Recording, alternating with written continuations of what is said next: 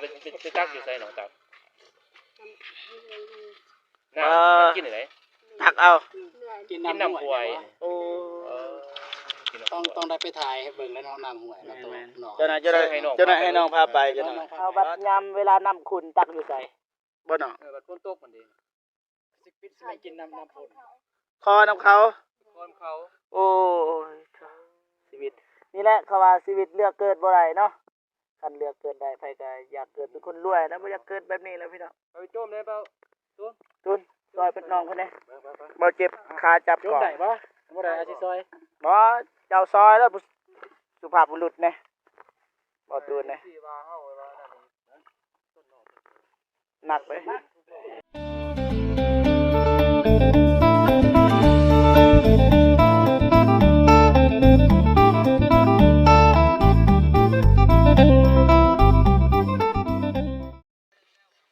สบายดีบ่ตูนสบายดีสบายดีเด้อพ่อแม่พี่น้องเบิดสู่คู่สู่คนแล้วก็ FC ทุกๆคนเนาะมื้อนี้ก็ทีมงานเฮาก็มาตามคำขอของ FC เนาะเพิ่นบอกให้ไปหาน้องสาวคนนึงเพิ่นอยู่กับปู่กับย่าแล้วก็น้องของเพิ่นหลายๆคนเนาะเฮาก็สิไปติดตามวิถีชีวิตของเพิ่นนะแล้วก็ไปถามรายละเอียดว่าเป็นหยัง FC จึงให้ไปถ่ายนะแล้วก็เฮาก็บ่ฮู้รายละเอียดเนาะแต่ว่าเฮาไปเบิ่งไปถามกันเลยเนาะไปมาเอาเดือนแม่นบ่หลังแม่นบ่แม่นเบาเจ็บก็มาเป็นครั้งที่2พี่น้องเจ้ามานี่สบายดีสบายดีเด้อแม่ไปสบายดีตัวเรียกกันอยู่กับไผแม่อยู่กับไผว่าภาษาเฮาเลยบ่เรามาไม่อัดเราบ่ฮู้ภาษาบ้านเลยไม่นบบ้านเลยไม่นบบ้านวันนบใส่ลานแม่ไปใส่ลานผู้ที่14เว้าเทิงนะอยู่ใส่เรายังอยู่บ่อยู่เพิ่นว่าอยู่ไหน6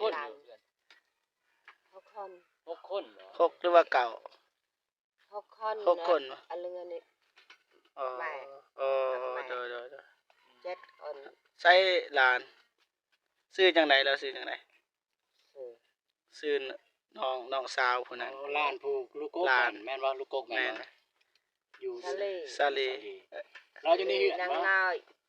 เซ่อะผู้นี้ก็แม่นเหรอแม่นตอนนี้เราอยู่ใส่ผู้นั้นหั่นซาลีเราแน่ซาลีออกมานี่แน่พี่น้องเอ้ยเตรียมเลยน้องเพิ่นออกมาแล้วมานั่งอยู่นี่เนาะมานั่งมาเสียงลานสบายดีกล้องนะสบายดีเด้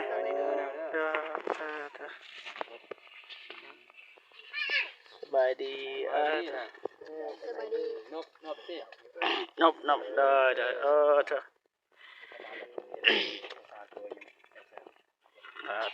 แม่ไปใส่แม่ขึ้นเวียงแม่ขึ้นเวียงบ่บัดพ่อเลยพ่อของน้องนะฝากกันเด้อฝากกันพี่ค่อยบอกบ่ฝากกันนะแม่น้อง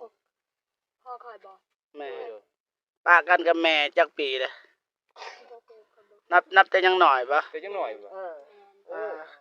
คันเห็นหน้าพ่อนี่น้องยังจื้อพ่อปะบ่ฮู้เลยปะจักปีเลยเนาะ14น้องชื่อจังได๋ซาลีบ่ยินแม่เพิ่นเดินซาลีนะซาลีน้องของน้องจักคน5 คนป่ะยังนี้น้อยบ่นี่แม่นเบิดป่ะนี่แม่นบ่โอ้นี่แม่นเซ่อะอันนี้แม่นเบิดบ่แม่นแต่ผู้นี้ล้านลูกกกเนาะอันนี้ลูกกกพ่อเบิ่งอายุ14ปีเนาะแต่คือใต้ต้นนะดินเลยเนาะบ่คือหน้าตาน้องมันก็บ่ได้คือทางบ้านเฮานี่เด้อเพิ่นเฒ่าอยู่นี่ส้นเผาหยังลูกสอดบ่ลูกสอดสวรรค์ลูกสอดสวรรค์เราหันพ่อแล้วคนสวรรค์เนาะสวรรค์เขตสวรรค์เขตเอาเมียอยู่พี่เอาเมียเอาแม่อยู่นี่เนาะแม่นมาเอาเมียอยู่นี่แม่นแล้วสวรรค์เขตนั่นแหละ สวรรณเขต แต่ว่าปะกันกับแม่เพิ่นเนาะปะกับแม่น้องเพิ่น แต่ยังน้อย บ่จำงู พากันแต่ยังน้ ทุ อย กเดือนนี่ปะกัน โอ้ บั บั ต ต ร ร 6 เดือน เออ บัตรนี่เด้บัตรกับผู้นี่เด้นี่บัตรพอแล้วเด้ ค่ะปะกัน ปะกันคือกัน ปะกัน แสดงว่าอันนี้นี่พอหนึงแม่หนึง เออ อันนั้นนี่พอหนึง เท่า โอ้ นั้น พอต่างคน เออ พอ พอ คือกัน ต่าง เนาะต่างเบิดเนาะ บัดนี่คือน้องนี่เจ้าคนน้องมันน้องเพิ่นแท้ น้องแท้ๆจักคนนะ ว่าผู้เดียวปะ ๆผู้เดียวเจ้า บ่มีผู้เดียวเลยแม่นว่าสุพรหน้าตาตาม คือกันเนาะหน้าตาบ่คือกันแม่น บัตรผู้นี่เด้นี่ผู้นี่หน่อยนี่ นี่น่ะ นะ 3 คนบ่ได้เตรียม ลูกคนกับบาทนี่ปะ เออ บัตรผู้นั้นได้ผู้หญิงเด้น้องเพิ่น เองเนี่ยเป็นขว้าง อยู่สี่ เจ้า ค คน นผัวล่ะ พวกเราจักคน คือคน สี่คน โอ้ บัตร 4คน 4 คน ตอนนี้แม่แม่ของน้องนี่อยู่ไปไส ไปเฮ็ดเวียกไปเฮ็ดเวียกอยู่ไส อยู่เวียก เรียก อยู่เวียงได้ส่งเงินมาอยู่บ่ ส่ง เป็นเดือนหรือว่าเป็น รีย ปี อยู่ครับ เป็นเดือน เป็นเดือน น้องยังเรียนบ่น้องนี่ ยัง เรียนห้องใดล่ะ มสาม เรียน ม ม สาม 3เรียนอยู่เรียน มสอดอนสาม เดินสาย โอ้ ขี่รถไปบ่เด้อ ขี่รถ รถไผ รถไผ เข้าร ถเข้าร ถเขาน้องไม่มีรถ ขี่ บ่ น้ำเขาเนี่ยบ่ บ่มีรถ ไม่มีรถนะเอ้า คันบ่มีรถเข้า แต่ว่าสู้สนเลยเนาะ แม่นวันเสาร์อาทิตย์นี่ก็ซอยเวียกปูญาเนาะเป็นซอยนะ นี่อยู่นำปู่ย่าเนาะปู่ย่าหรือว่าแม่เฒ่าเนี่ยนะนำแม่เฒ่า แม่เฒ่าพ่อเฒ่าแม่เฒ่า ขอเฒ่าแม่เฒ่าเดี๋ยวนี้เนาะ ผู้หมอยายเออ คนใช้เรือนผู้ชายบ่มีบ่ อาจจะผู้ชายบ่มี ไอ้มันโดนนางโดน ผู้ชายก็นี่แหละ น้อยๆบ่ น้อยๆน้อยๆนี่นะ บัด บัดเฮ็ดเวียกงานเด้ไผเป็นคนเฮ็ด เอาลงไป อ้าวน้องเป็นคนเฮ็ดบ่ป้า มีเขานึงหน้าอยู่บ่ แสดงว่าเพิ่นเป็นเสาหลักเลย แม่น เพิ่นเป็นเสาหลักของครอบครัวเด้ เขาหน้ามีแต่น้องบ่เรียนม .3 คือ เรียนม .3 ยังเรียน เรียน3 มัน2 วันเสาร์อาทิตย์ก็อยู่เฮือนวันเสาร์อาทิตย์เฮ็ดเวียก เที่ยวนี้เขาก็รับจ้างไปบ่ รับจ้า จ้าง งก็ไปบ่ ไปวันเสาร์อาทิตย์เห็นมื้อนั้น เออ ไปรับจ้าง วันเท่าไหร่เขาจ้างวันเท่าไหร่ ก็จะเป็นโลตอนไปเก็บกะทิ โอ้เกี่ยวกับเฟเป็นโลถามว่าเขาจ้างนี่จ้างเท่านี้วันเท่าไหร่เด้ เขาบ่ได้จ้างเป็นวันนะแถวนี้ บ่จ้าง อันเก็บกาแฟนี่ไม่แต่เป็นโลเลยได้หลายเท่าใดเฮาก็ได้ตามนั้น เดี๋ยวนี้บ่มีเวียกเลยเนาะยามนี้บ่ได้เสียหญ้าเสียยุงเนาะยามแลงบ่ไปรับจ้างพี่น้องเนาะก็เลยบ่มีเงินแล้วบ่ มีดินดอนตอนยาอยู่ บ่มี เอาบัดเฮือนนี่เฮือนน้องนี่ไผดินไผ เขาให้บ่เขาให้เลยบ่หรือว่ายืม มาให้ยืม ให้ยืมใส่นะ ให้อยู่ซื้อ ให้ อืม ถ้ามีดินก็ไปอยู่ใหม่เขาเออ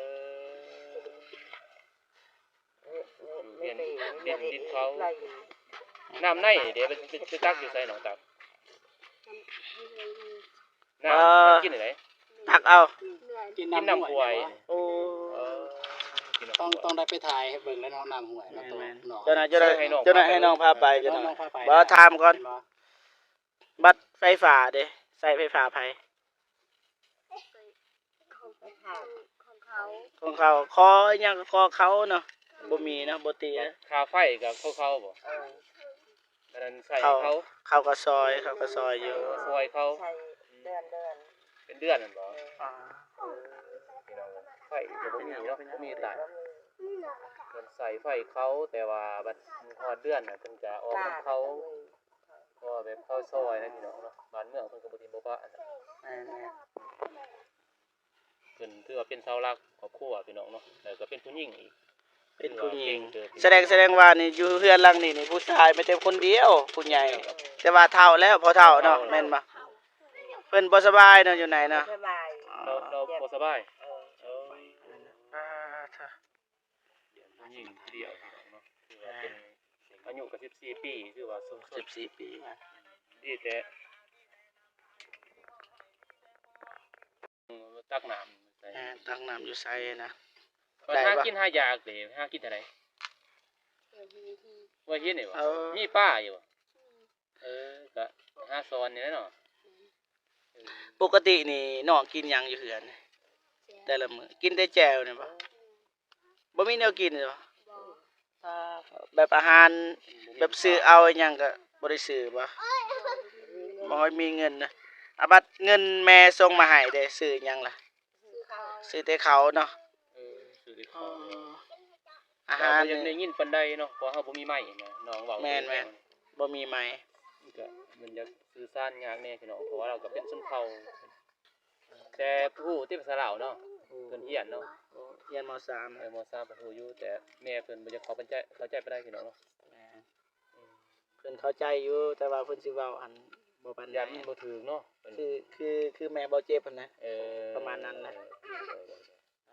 นะโอเคไปลองให้น้องเพิ่นพาไปเบิ่งว่าอยู่ไสเพิ่นตักน้ำนะอยากเบิ่งว่ามันสะอาดบ่กินเฮาต้มบ่ ต้ม ต้มเอา ไปมีแต่ว่าให้น้องเพิ่นตื้อกระตุกแล้วก็ ตักให้เป็นตัวอย่างอะนะให้เบิ่งอะนะ ได้บ่ เป็นคอนเทนต์ดอกแต่ว่าเอาลองเอากระตุกน้ำไปลองเบิ่ง ก็เพิ่นว่าตักอยู่หั่นก็บ่ได้สร้างคอนเทนต์แต่ว่า อยาก อันนี้มันชีวิตจริงนะพี่ ชี น้อง วิตของน้องเพิ่น ไป ใช้ชีวิตของเลยเนาะ ไปเอิ้นดูที่บ้านทงวาย บ้านทองวาย เมื่อถ้าแต่งไว้สิกล้องเพื่อนก็ต่ำๆได้นี่นี่ ก็ผู้ดีพ่อเบาเจ็บอยู่พี่น้อง เว้าเจ็บนี่ตามมาสุดเลยนี่ เออ นี่เห็นบ่ถ่ายเบิ่งนี่ให้ FC เบิ่งนี่เห็นบ่ตาม ไปเบิดสาม ไป บ่ได้ถ่ายครับ ไปทางใดน้อง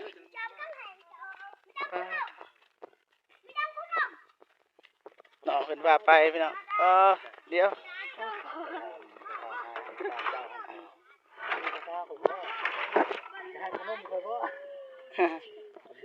ไป ไปซื้อมื้อหน้าเดี๋ยวมื้อหน้าไปซื้อเด้อไปมาเลยพนมทุนนู้นเสียไรไปได้เด้อ ไกลเติบพี่น้องน้องเพิ่นพาไปตักน้ำ บรรยากาศเนาะ นี่แหละเพิ่นตักน้ำอยู่ห้วยเพิ่นว่าจักอันนี้จักตัวจักบัวจักตัวจักบ่บ่มั่นใจ แต่ว่าเอาก็ไปตามเพิ่นเว้า จะเบิ่งอยู่ในเรือนก็อยู่เรือนก็บ่มีได้บ่อน แม่น มีน้ำมีหยังก็มีน้ำนี่บ่น่ะกิน ชอบ เพราะว่ากินอยู่นี่ อันนี้พอกองเลยนี่คือ บ่ แม่น กินอีหลีบ่นี่ เพราะนั้นไม่รีบนานมัน ฮะ เพิ่นว่า อาบจะพูดโอ้มันมีบอลอาบเนาะ น้ำกินอีหลีบ่นี่ กินนี่นะต้มกินนี่ ต้มกินน้ำตัวนี้บ่ แม่ แล้วตักอยู่นี่ แม่ อันนี้จะบอลตักไหมบ่ บ่โท ลองลงไปตักมันสิ บ่ได้สร้างคอนเทนต์เด้นี่ ว่า กิน เห็นอยู่บ่สีน้ำในโทรศัพท์ เห็น คือขุ่นเนาะ ก็บ่คุ้นปานใดแต่ว่าใส่อยู่ ใจอยู่แต่ให้น้องตักเลยแบบนี้พี่น้องเนาะทุกมือเพิ่นคู่มือบ่เนี่ยนี่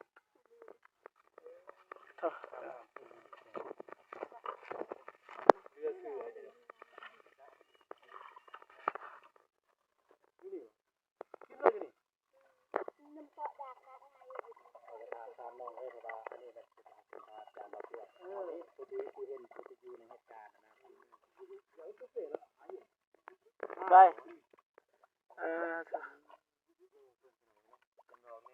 ตักน้ำกินน้ำที่ตัวนี้ เวลาเอาบัดยามเวลาน้ำขุ่นตักอยู่ใส่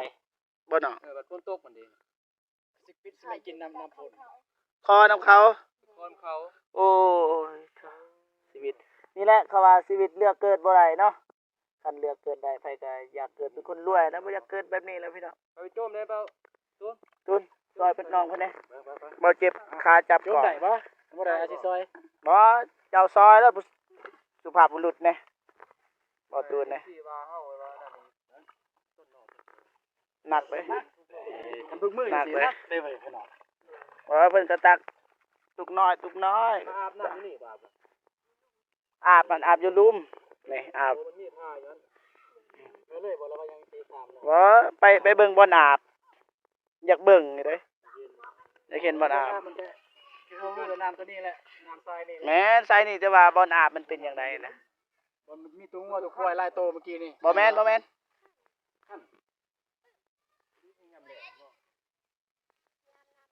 นี่อยากถามน้องเพิ่นมานี่น้องอายสิถาม แล้วกัน มานี่บ่ต้องอายอันนั้นน้องเพิ่นตักน้ำอยู่นี่คู่มือป่ะแม่นบ่ตัวแต่ว่าบ่ตัวอายเด้ ด้วยก็ต้มเนาะแต่เธอ บัดยำน้ำคุณนี่หยังเด้ตักอยู่ไส ก็ต้มเลยอันนี้คะแนน คอน้ำหมู ขอน้ำน้องบ่ได้ปั่นน้ำให้เพิ่นบ่ ปั้น ปั่นเนาะอ๋อโทรศัพท์น้องเพิ่นมีบ่ มีแต่จนนัก โจรลัก โอ้ไล่มาพี่ แต่ก่อนมีเนาะ ไล่มาเปลี่ยนคุณเบิดเลยนะ เอาประมาณนี้เลยพี่นะ น้ำเฮ็ดหน้าก็น้ำไหลลงมาดีกว่าบ่ได้กินแต่ขอน้ำเขาเพิ่นบ่